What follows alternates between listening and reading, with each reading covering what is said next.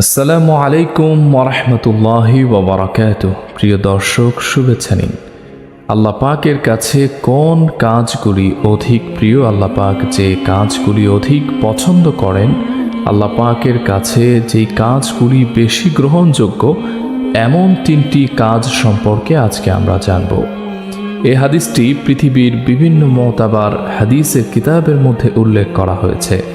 হযরতে আব্দুল্লাহ ইবনে মাসউদ রাদিয়াল্লাহু আনহু থেকে বর্ণিত, তিনি বলেন, সাআলতুন নবিয়্যা সাল্লাল্লাহু আলাইহি ওয়া আলিহি ওয়াসাল্লাম, আমি আল্লাহর হাবিব সাল্লাল্লাহু আলাইহি ওয়া আলিহি ওয়াসাল্লামকে প্রশ্ন করলাম, তার কাছে আমি জানতে চাইলাম, হে আল্লাহর হাবিব সাল্লাল্লাহু আলাইহি ওয়া আলিহি ওয়াসাল্লাম, আইয়ুল আ'মালি আহাব্বু ইলাল্লাহ, কোন কাজগুলি আল্লাহ পাকের কাছে অধিকতর পছন্দের, আল্লাহ পাক খুব বেশি ভালোবাসেন, খুব বেশি গ্রান্টেড আল্লাহ পাকের কাছে।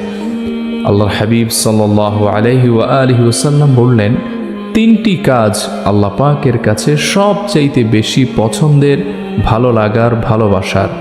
এক, আস-সালাতু আলা ওয়াকতিহা, সময় মতো সালাত আদায় করা। আমি জানতে চাইলাম এরপরে কোনটি? আল্লাহর হাবিব বললেন, বিররুল ওয়ালিদাইন, পিতামাতার খিদমত করা। তিন নম্বরটি কি? আল্লাহর হাবিব বললেন, আল জিহাদু ফি সাবিলিল্লাহ, আল্লাহ পাকের রাস্তায় জিহাদ করা, আমরণ সংগ্রাম করা।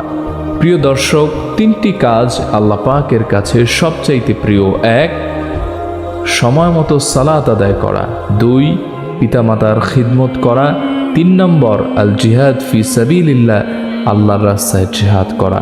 আসুন আল্লাহ পাকের কাছে যে আমলগুলি অনেক বেশি পছন্দের, সে আমলগুলি করে আমরাও আল্লাহ পাকের প্রিয় হবার চেষ্টা করি। এই প্রত্যাশায় বিদায় নিচ্ছি। আসসালামু আলাইকুম ওয়া রাহমাতুল্লাহ।